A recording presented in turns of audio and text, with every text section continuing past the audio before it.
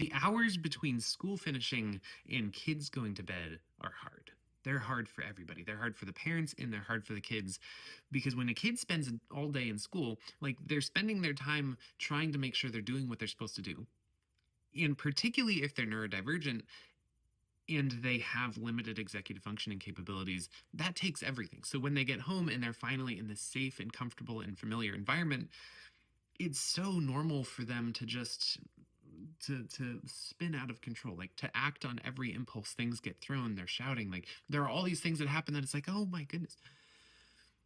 And as a parent, that can be really hard to handle because you maybe spent all day cleaning and in 13 seconds the house looks as if you didn't touch it. And when there's all this chaos, and if you're neurodivergent too and you're prone to being overstimulated and dysregulated, it can just be like, this is a nightmare scenario. But here's the thing: kids want to do the right thing. Kids want to make the adults in their lives happy. Kids don't want to be the bad kid. In fact, the other day, one of my kids, who is definitely neurodivergent, it's the end of the day, and we'd been having a bit of a rough go, and they came to me in tears and said something that just kind of broke my heart. They said, "I don't want to be a bad kid. I want to be a good kid." And that's so real and so painful because it's like, no, like doing all of these things that are happening, that doesn't make somebody a bad kid. Like, I get why it's hard. I get that when your executive functioning is diminished because you're a kid, but also because you're neurodivergent, it's really hard to say no to these impulses and you're living in the present. And it's so important as a parent in that moment to practice patience and compassion for yourself and for your kid.